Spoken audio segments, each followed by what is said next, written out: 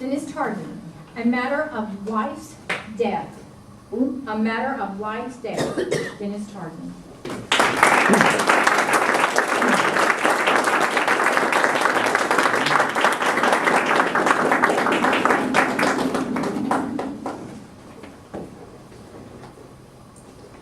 Madam Contest Chair, fellow Toastmasters and guests, I have been fascinated by death all my life. When I was a little child, in the 50s in South Texas, it was very common for people to take children to funerals. We would show up at the funeral, and beforehand everyone would be chatting, and I'd be standing there going, how can you be talking when there is a dead body right here?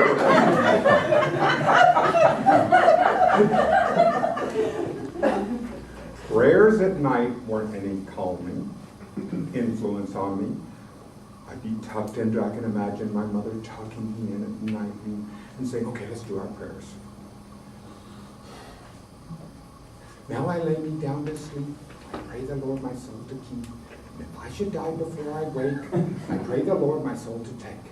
And she'd kiss me good night and smile and leave the room, turn out the light. What was that third thing? I should die? I'm going to die? Of course, I didn't discuss this with any adults. I already had trust issues about that Santa Claus and tooth fairies. So the arc of my fear grew into a full-blown panic attacks as I went through that very calming time known as adolescence, into the early adulthood. Flying on an airplane was horrible, not just for me, but for everyone around me. I'd be a nervous wreck. I'd be holding onto the seat from the moment that door closed, and I knew I couldn't get out to the moment the wheels touched down. Nobody wanted to fly with me. Same thing happened getting into an elevator until I got off, going across a suspension bridge. The panic of my death, and I didn't know how to handle it. So over the course of my life, I began to say I needed to deal with this on my own. So the way I did was I began to study. I began to study all the great spiritual texts.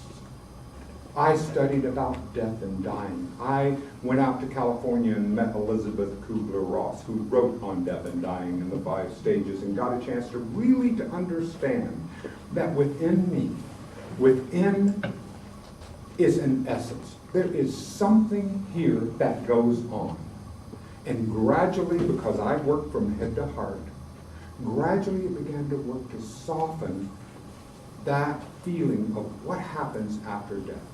Okay, while that felt better, I still had anxiety. And one day I realized what that was.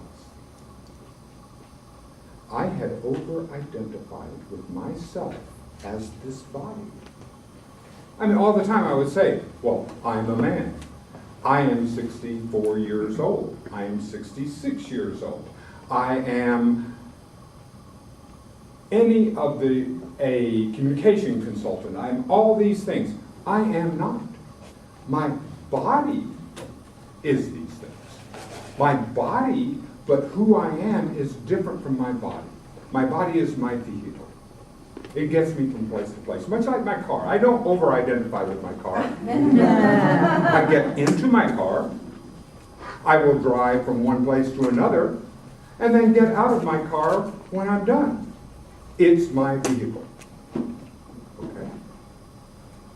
How about this? I'm driving around in a 1948 Benz. It's a post-war classic. In beige.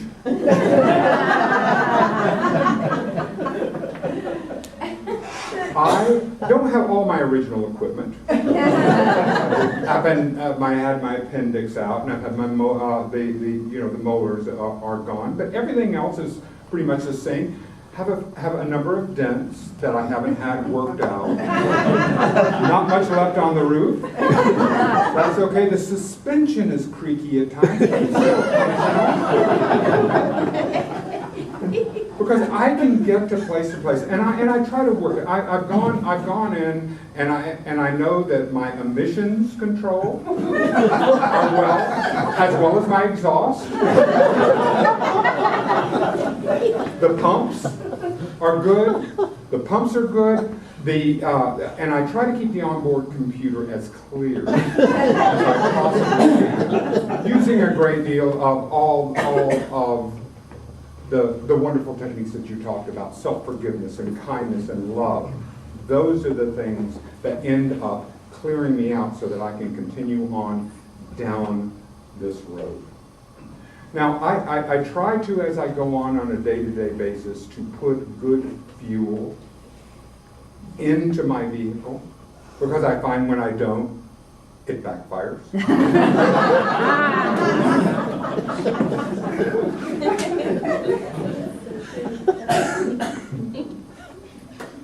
I don't know how it is in my life, how I'm going to lead this life, but I do feel it'll be something like this. It'll be a quiet country road, a beautiful starry night, clear, where you could just see forever.